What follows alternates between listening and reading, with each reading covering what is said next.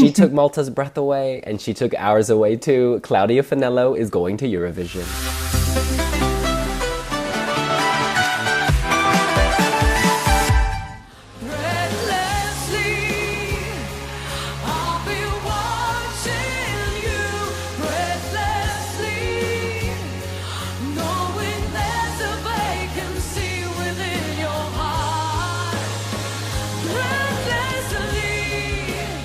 You guys, Claudia Faniello has been trying to win this contest for years. I think this was her 10th try. She is not just Sweden's Sanna Nielsen, she is Malta's Claudia Faniello.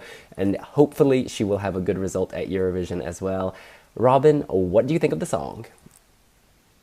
If I'm going to be completely honest, it wasn't one of my favorites coming into the show. It's a really old-fashioned ballad, but I think that's why it's won. People, one of the reasons she's been trying with the multinational final for so long, and I think people were thinking it's her turn. She's got a song that reminds them of sort of Eurovision 10 years ago. It's really nostalgic and gentle and lovely, and I think that's what her big appeal was. So it remains to be seen whether the viewers of Eurovision will feel the same way, but I can see why she won. Yeah, I think she was by far one of the best singers in the competition. Even there were many good singers in the competition, but I think Claudia was one of the...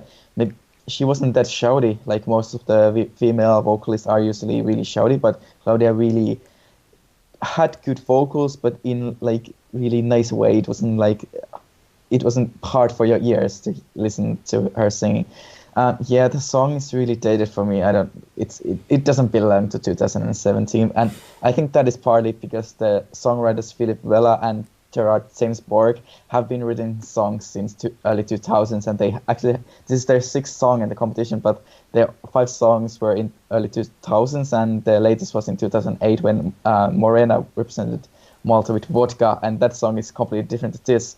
I don't know why Malta liked this so much, because there were better songs, but just like Robin said, I think they saw Claudia and thought that she really deserves to go to Eurovision finally, and maybe she don't have to try again and again and again and again, just like she did before. Yeah, her music to me, it fits into a kind of almost Christian pop genre. Her song Pure, it's all very kind of inspirational, moody music. It shows off her power vocals. The woman has some big lungs, and she also had some other ample assets on fine display this evening. She looked amazing in that mermaid hip-hugging dress. I don't know, it's kind of like France has Marianne as its symbol, but it's almost like Malta chose Claudia as Miss Malta. There was a Miss Universe quality when she walked down the stage and the camera showed her from the side. Yeah, she's powerful is what I'm trying to say, and she knows her genre, she knows what kind of music she likes, and she sticks with it. She performed at the Wee Wee Jam, and let's just say when she sang Pure, it was very pure. She was so just vocally sound, and that came through tonight. I think it probably helped her that she performed last, and of course that was a result of a random draw. They drew the first act and the last act, and she... luck was on her side this time. She's been trying so long. It's good to see that finally it has been on her side. Personally, I was more into Janice Mangione, just because it was in Maltese, and for me it sounded much more interesting, whereas Claudia, well, a great vocalist, this is very Trisha Yearwood, who I think probably was 10 or 15, maybe even 20 years ago at this point. But taste is local. I don't know if this will translate globally across the pan-European stage, but I know that she will deliver live in Kiev. Yeah, Janice was one of the real highlights of the evening. Her song, there was a lot of support for her song, both from just general Eurovision fans and I think in Malta coming into the show. And, she came second, and it was a really well-deserved second. I think maybe if Claudia had been performed earlier in the show, maybe Janice would have actually won it, which would have been great. But yeah, she deserved her position. And then third place went to Kevin Borge, who with his Follow. And that was one that I think a lot of people were sort of thinking, he's got a really good voice, but his song isn't all that good. And I sort of wonder if he won because he's like the local hero, for the similar reasons that that Claudia had support, because he's just a really well-liked performer. And, maybe his time will come again, to represent Malta. Yeah, if I had to choose between Claudia and Janice, I would choose Janice. Also, just because I really want to see how Maltese language do in Eurovision. Yeah. Because we haven't heard Maltese language in the contest, and I think that is why Maltese people are afraid to sing a song in Maltese, because they don't know what will happen to it. And the song was really good. Also, I really liked Janice. I think the song was. She had great vocals, but the song was more, I think it really had melody compared to Claudia's song, what is mostly just good vocals. And one act I really like was Maxine Pace. I think she was just amazing. I like her so much, and that was something different compared to all the acts in the final. What wasn't actually that strong. I don't think that this final was, it was far from my favorite selections in this year. But Maxine Pace was one of the acts I really hoped that it would do well, and I knew that she wasn't going to Kiev, but I was hoping for a good result.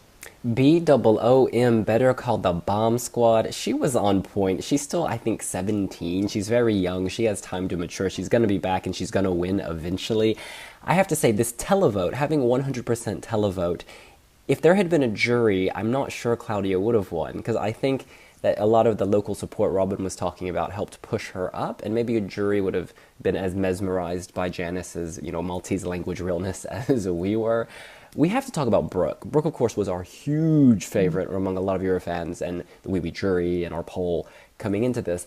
But like the replay, when they did the brief replay of the songs, they chose a bad clip of her, and it's almost like that probably did hurt her. I don't think this was her best performance.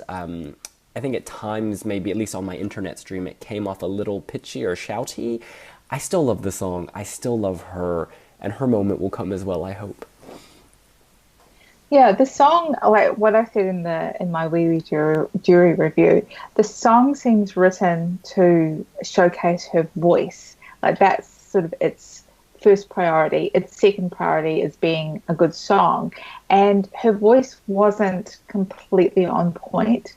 So when she was delivering the big notes and they weren't quite hitting the mark, that was really, that became a big weakness in the performance.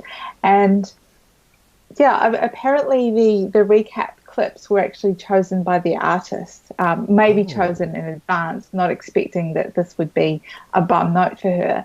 But yeah, it just, she seemed to be really over singing, and maybe it just, it felt like it was cracking under the pressure. It wasn't, the whole performance wasn't quite holding up, and it wasn't being very spectacular. And the message is really just, we are unstoppable. And whereas I think with Claudia's song, it had more of a more gentle message, something that maybe people could relate to more. Yeah, I must say I was surprised that Brooke didn't. She wasn't in the top 3, but I didn't like the song that much either. I think, just like Robin said, it was all about her vocals, and the vocals weren't that good tonight. I think people really liked her last year and wanted her to win this year because, of course, Ira won last year and Brooke was close second, so they wanted her to go this year. But I'm like William said, I really think that Brooke's time will come. Because she is really good singer and she looks great on the stage, but the song, it wasn't strong enough. And like I said before, Claudia's vocals weren't shouty, Brooke was really shouty, and that was the difference between Claudia and Brooke tonight. If she comes back with a song that really shows off her vocals, but not in this really shouty way, I think she really can shine and one day maybe even win Eurovision. What's interesting is Claudia's song, yes, it's a ballad, but there's a softness to it. It's almost like the voice isn't coming from here, it's coming from here or something, but the song is written that way. And so you feel the power, but you're not put off by the wall of sound. And maybe some of the other singers tonight, it was more of a wall of sound, kind of amplification as opposed to precision. I don't know if that makes any sense, but there's a quality to Claudia's voice that's showcased in that song, which I think is quite nice. Final question for both of you, and I know it's hard because we don't know all of the songs competing at Eurovision, but does this seem like an automatic qualifier to you, or is it a borderline qualifier? I, it might be a surprise qualifier. Like there are a lot of female ballads in the competition last year, and we saw that also in 2015, and that proved to be an advantage to anyone who wasn't a female ballad, like Mons, for example.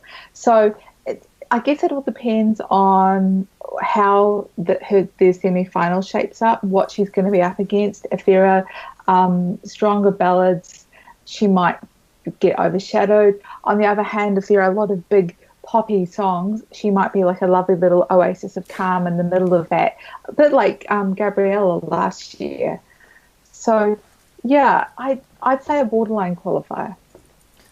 I'm feeling the same way. I don't think it's the best song chosen so far, and I don't think this is a song that maybe someone will think that it's their favorite, but most people don't. Just like Robin said, I think the running order is really important in this case because the song, it's not a bad song, but it's really forgettable if you don't really listen to songs before. Like, I think it will grow on me before May, but when you hear it the first time, I don't think people will remember it. So it's not the best of the ballads so far. It's not the best song so far. So I think it depends what songs will be chosen after this. But I think it's this borderline, or maybe it will be even out from the semifinals. But Malta has done well in the past year, so maybe it's just because of Malta, it will do well. I hope so. Yeah, I hope... Malta. Oh, I was going to say, Malta always does well with juries, so maybe luck will be on their side again this year. Yes, let's hope they are. It wasn't on Taya Garrett's side in 2010. You remember she had that well-oiled man with wings? This is why when I hear a Maltese woman singing a ballad, I get nervous. Granted, there was Kiara, but for some reason I always associate it with Taya Garrett and not qualifying. And you know, I want Malta to qualify, the little island that could. They're so nice. We love going to Junior Eurovision. They slay. We want them to win this. We want to go to Malta for 2 weeks for Eurovision one day. I don't think that'll be next year. I don't think they're winning. I think this is a borderline qualifier, but with the right staging and the right luck, she can push through. At least I'm hoping. In any case, that is what we think. What do you think? Are you left breathless by Claudia and her voice and her beauty and her booty? You can let us know here on Wee Wee Blogs. And if you like it, click like. And also subscribe to our channel. We'll see you later. Bye. Bye.